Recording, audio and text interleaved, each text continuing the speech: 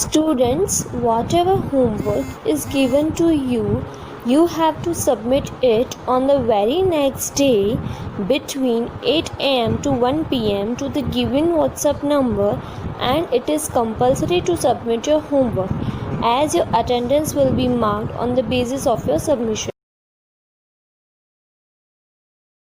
Now students, let's discuss the question answer of the poem The Ant and the Cricket. The cricket says, "Oh, what will become of me?" Cricket ने कहा, अब मेरा क्या होगा? When does he say it and why? ये उन्होंने कब कहा था और क्यों? The cricket said the given line when it found that its cupboard was empty and winter had arrived. Cricket ने ये लाइंस तब कही थी जब उन्होंने देखा कि कपबोर्ड खाली है, उसमें कोई भी चीज़ खाने की नहीं है और ठंडियाँ यानी विंटर सीजन आ गई थी. It could not find a single crumb to eat on the snow covered ground. उनको कोई भी खाने की चीज़, इट मीन्स सिंगल क्रम यानी एक खाने का टुकड़ा भी नहीं मिला, क्योंकि जो ग्राउंड था वो स्नो यानी बर्फ़ से कवर था. And there were no flowers और लीव्स ऑन द ट्री. और पेड़ों के ऊपर ना ही फ्लावर्स थे ना ही पत्ते थे. It wandered what would become of it. वो अचरज में पड़ गया कि अब मेरा क्या होगा. Because it was getting cold, क्योंकि ठंडी बढ़ती ही जा रही थी. And since there was nothing to eat, और उनको कोई भी खाने की चीज़ नहीं थी. It would starve and die, और भूख के मारे वो मर रहे थे. Now question number 2. Find in the poem the lines that mean the same as neither a borrower nor a lender be. Poem की कौन सी लाइन्स में ये जो स्टेटमेंट दी गई है, ना ही हमें किसी से कोई चीज़ लेनी चाहिए ना ही देनी चाहिए, उन लाइन्स की मीनिंग सेम है. Shakespeare is the name of the poet. What is you opinion of the ant's principle. Ant's के जो प्रिंसिपल्स हैं, रूल हैं, आपके उसमें क्या राय है? ओपिनियन इट मीन्स राय. In this question 2 types of questions are asking. So let's discuss number 1. The lines in the poem that mean the same as neither a borrower nor a lender be. Poem की ये जो lines हैं जिसकी meaning इस statement से same है, इसकी तरह ही है, वो है are but we ants never borrow, we ants never lend. लेकिन हम एंड्स ना ही कभी किसी से कोई चीज़ लेते हैं ना ही हम किसी को कोई चीज़ देते हैं.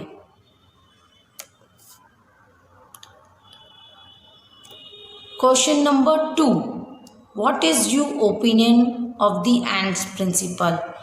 एंड के इस प्रिंसिपल में आपकी क्या राय है, क्या सहमति है? I agree with what the ant says.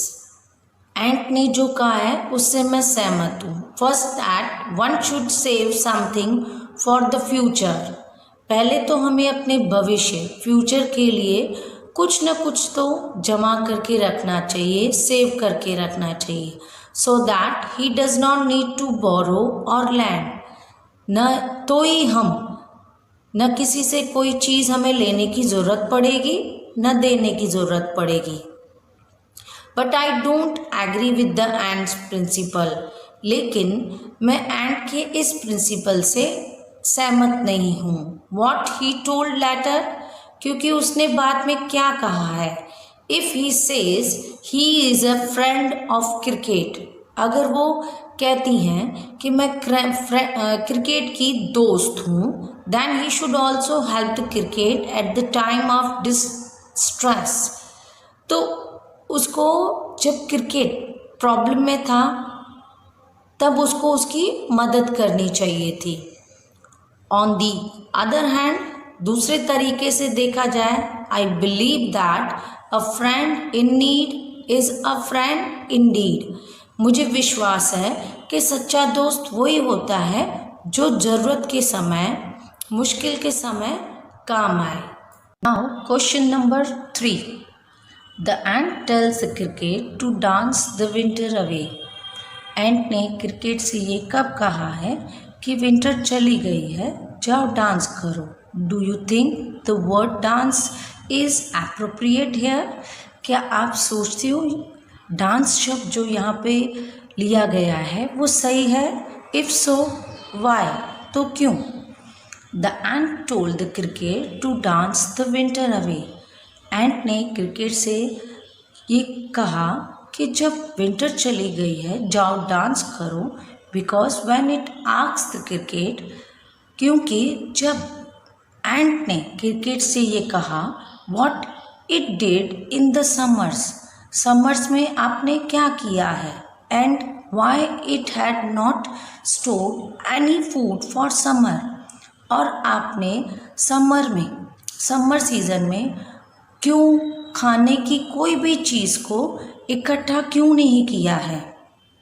The cricket answered that it sang through the warm and Sunny months of summers. Cricket ने इसका जवाब दिया कि मैं समर सीज़न में उन गर्मियों वाले दिनों में मैं गाता ही रहा। देयरफॉर इन रिप्लाई टू, इसीलिए मैंने आपको ये रिप्लाई दिया। इन रिप्लाई टू दिस, मैंने आपको ये जवाब दिया। The ant asked the cricket to dance the winter away just like it sang all through the summers. तब एंट ने क्रिकेट से पूछा जाओ अभी विंटर चली गई है, जैसे आपने समर सीज़न यानी गर्मियों वाले दिनों में डांस की थी, गाया था, आप वैसे ही जाके करो आप। And did not bother to store food for winter, और विंटर सीज़न के लिए आपको कोई भी खाने की चीज़ को जमा करने की ज़रूरत नहीं है, उसका आपको बॉदर इट मीन्स टेंशन लेने की ज़रूरत नहीं है। Now last question is, which lines in the poem express the poet's comment? Read them aloud. Write the comment in your own words. Poem की कौन सी लाइन्स में पोएट ने कमेंट किया है और ये कमेंट आपको अपने खुद के शब्दों में लिखना है। ये जो कमेंट है आप दूसरा आंसर बच्चों खुद लिखेंगे, हम खाली एक ही आंसर डिस्कस करेंगे। Number 1, the lines in the poem that express the poets comment.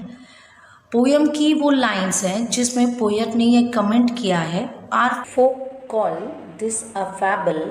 folk it means people, यानी लोगों ने इसको दंत कथा कहा है।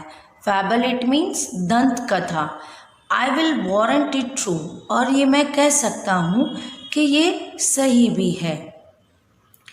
Now students, I hope you have understood these question answer, so learn at home and write down in your notebook. Okay students, bye bye, take care.